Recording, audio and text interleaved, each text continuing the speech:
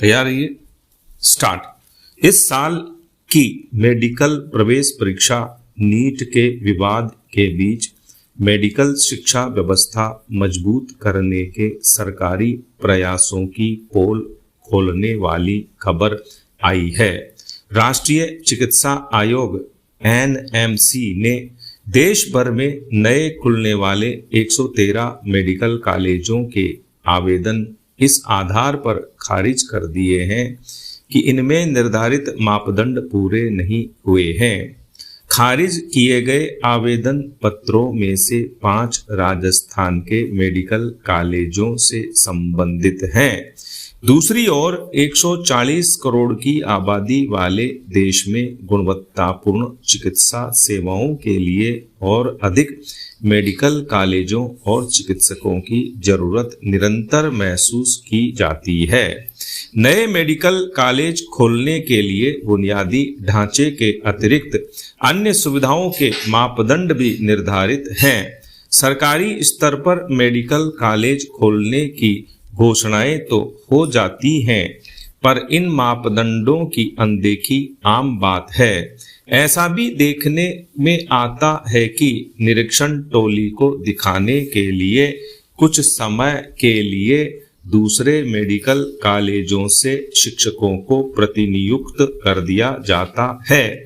जिन कॉलेजों के आवेदन खारिज हुए, वहां आयोग की टीम को किसी कॉलेज में फैकल्टी अधूरी मिली तो किसी में संसाधनों की कमी दिखाई दी। वैसे भी कई बार मेडिकल कॉलेज की मान्यता के लिए समय पर मानक पूरा नहीं कर पाना सरकारी तंत्र और संबंधित कॉलेज प्रशासन के ढीले रवैये को दर्शाता है।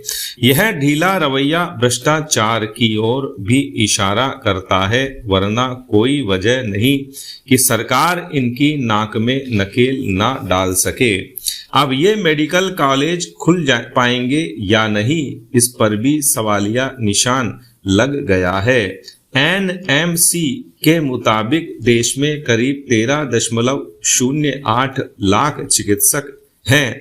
सरकारी व निजी क्षेत्र के मेडिकल कॉलेज और यूनिवर्सिटी की गुणवत्ता को केंद्रीय नियामक प्राधिकरण और एनएमसी नियंत्रित करते हैं। सरकारी मेडिकल सीटों की संख्या सीमित रहती है तो निजी कॉलेजों को मनमानी फीस वसूलने का मौका भी मिल जाता है।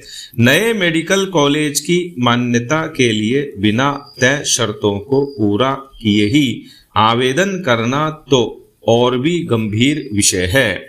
इस घाल मेल के लिए जिम्मेदारों का पता लगाया जाना चाहिए। आयोग को इस लापरवाही के लिए जिम्मेदारों को चेतावनी देते हुए मापदंड पूरे करने का एक अवसर और देना चाहिए। ऐसा इसलिए कि मेडिकल कॉलेज खोलने में साल भर की देर देश में बेहतर चिकित्सा सेवाओं के अभाव की समस्या को और बढ़ाने वाली ही होगी। पैरा मानसून की सक्रियता के साथ ही प्रदेश भर में हरियाली बढ़ाने के प्रयासों को गति देने का वक्त आ गया है। यह इसलिए भी जरूरी हो गया है क्योंकि राज्य के 10% भूभाग पर भी वन नहीं है, जबकि आदर्श रूप में 33% भूमि वन आच्छादित होनी चाहिए। एक तथ्य यह भी है कि प्रदेश में वन क्षेत्र तो पिछले 3 साल में 19 वर्ग किलोमीटर तक बढ़ा है, लेकिन शहरों में हरियाली घट गई है। शहरों में घनी हरियाली का प्रतिशत 15 से घटकर 8% रह गया है। इससे करीब 2 करोड़ आबादी प्रभावित हो रही है। एक समस्या ये भी है कि विकास की आड़ में हरियाली लगातार चौपट होती जा रही है। कहीं सड़कें बनाने तो कहीं उद्योग धंधे लगाने के नाम पर हर साल हजारों पेड़ों को काटा जा रहा है। सड़क निर्माण में तो काटे गए पेड़ों की क्षतिपूर्ति के लिए पौधरोपण का प्रावधान होता भी है, लेकिन इस दिशा में ज्यादा काम हो नहीं पाता। जामनगर, अमृतसर भारतमाला परियोजना के ग्रीन कॉरिडोर से जरूर सीख ली जा सकती है। इस पूरे प्रोजेक्ट में ड्रिप इरिगेशन से भी कम पानी में मरु प्रदेश को हरा भरा बनाने की योजना है।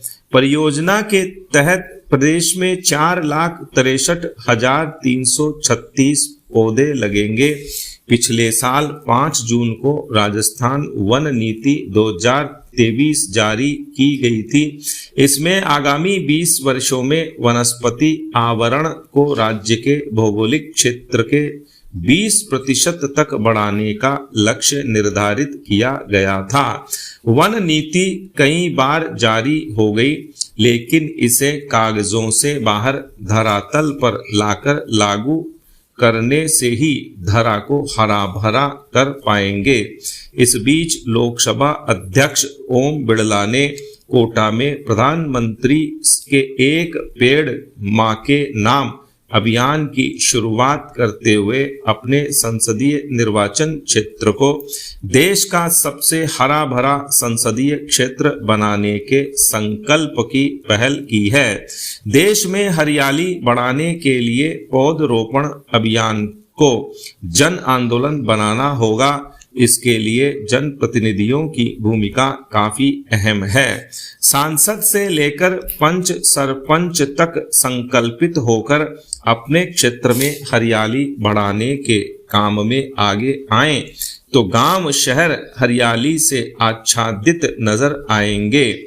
इस लिहाज से पत्रिका का हरियालो राजस्थान अभियान भी ऐसे ही प्रयासों को आगे बढ़ाने वाला है। सरकारी स्तर पर हरियाली बढ़ाने के लिए हो रहे प्रयास भी तब ही परवान चढ़ सकेंगे जब उसमें सार्वजनिक संकल्प की भागीदारी नजर आएगी। पैरा राष्ट्रपति जो बाइडेन की डिबेट को देखकर आम जन और मीडिया में एक धारणा स्पष्ट तौर पर बनती दिखाई दे रही है, वह यह कि उपराष्ट्रपति कमला हैरिस एकमात्र मुमकिन विकल्प है।